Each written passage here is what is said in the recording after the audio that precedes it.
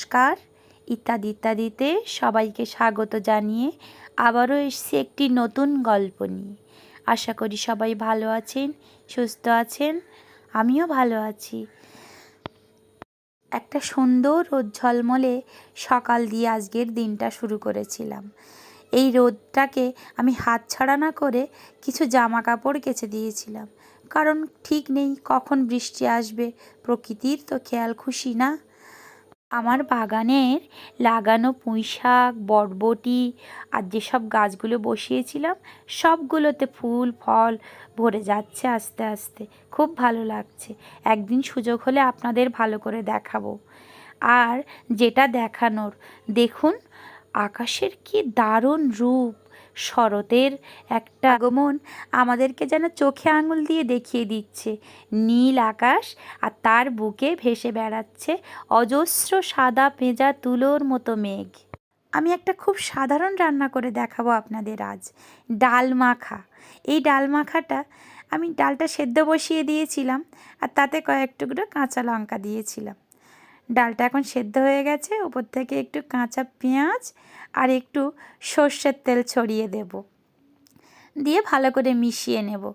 এই সর্ষের তেলটা দেওয়ার পর আর বেশিক্ষণ রাখা যাবে না, নামিয়ে নিতে হবে খুব তাড়াতাড়ি, কারণ ওর গন্ধটা চলে যাবে। এর জলটা একেবারে শুকনো করে নিলে হবে না, একটু মাখা মাখা ব্যাপারটা হবে। আর এইটা গরম ভাতের সাথে অসম্ভব ভালো খেতে হয় জানেন। আমার মনে হয় রুটি দিয়েও ভালো লাগবে। এটার আমি নাম দিয়েছি ডাল মাখা। ছোটোবেলায় মা ঠাকুমা এরম করে খেতে দিত আমাকে, আর বাড়িতে সবাই বেশ ভালোই খেত।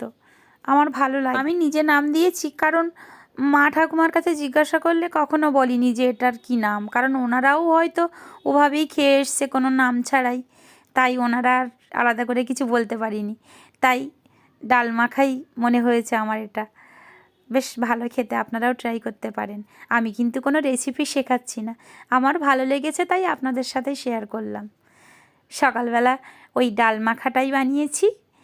আর এই ট্যাংরা মাছ ছিল কয়েকটা, ওটা একটু আলু আর বরবটি দিয়ে তরকারি করব। ট্যাংরা মাছ তো খুবই কম, তাই সাইডে একটু জায়গা করে নিয়ে আলুগুলোই ভেজে নিয়েছি। আর পাশে ট্যাংরা মাছগুলো তুলে নিয়ে একটু পেঁয়াজ আর 5 ফোড়ন দিয়ে আমি ফোড়নটা করে নিচ্ছি আর কি। ওটা হয়ে গেলে আলুর সঙ্গে মিশিয়ে নিয়ে ভালো করে নেড়ে চেড়ে কেটে ধুয়ে রাখা বরবটিগুলোও ওর সাথে দিয়ে দেবো, দিয়ে নেড়ে চেড়ে নেব। এই বরবটি বা কোনো সবুজ জাতীয় সবজি আমি আবার বেশি সেদ্ধ করে ফেলতে পছন্দ করি না। সবুজ থাকাকালীনই জলটা দিয়ে দিই, তাহলে দেখতেও ভালো লাগে আর এটা স্বাস্থ্যকরও। পরিমাণ মতো জল দিয়ে আমি মাছগুলো দিয়ে দিয়েছিলাম। তরকারিটা বেশ ভালোই খেতে হয়েছিল। খুব সাধারণ ঘরোয়া রান্না আর কি, প্রতিদিনের মতো যেমনই হয় প্রত্যেক বাড়িতে। আর শরীরটা খুব একটা ভালো নেই, গলাটা এখনও ঠিক হচ্ছে না। তাছাড়া একটু আলু আর বরবটিও ভেজেছিলাম, একটু কাঁচা পেঁয়াজ আর কাঁচা লঙ্কা দিয়ে ভালো করে আলু বরবটি ভেজে, ওটাই সকালের খাবার বলুন আর দুপুরের বলুন একসাথেই রান্না করে নিয়েছিলাম। আসলে সকালে ও তো খেয়ে বেরিয়ে যায়, আর আমি একার জন্য আর আলাদা করে কিছু রান্না করা হয়ে ওঠে না। ওই যেটা থাকে ওটা খাই, ইচ্ছে হলো অন্য কিছু বানিয়ে টানিয়ে নিই। কাল রাত্রে গেছিলাম আমার একটা স্টুডেন্টের বার্থডেতে, জয়দীপ। ও ক্লাস 7-এ পড়ে। কাল ছিল ওর জন্মদিন। আর ছোট ছোট যারা পড়ে আমার কাছে সবাই, ছোট বড় সবাইকে ওর বাড়ি থেকে নিমন্ত্রণ করেছিল। তো আমরা সবাই গেছিলাম, খুব মুক্ত আনন্দ করেছিলাম, খুব ভালো লেগেছিল। খাওয়া দাওয়া করে ফিরতে ফিরতে বেশ রাত হয়ে গেছিল। বেশি দূরে নয়, কাছাকাছি। তাহলে আজ আর নয়, আবার আসবো নতুন একটা ভিডিও নিয়ে। ততক্ষণে সবাই ভালো থাকবেন, সুস্থ থাকবেন।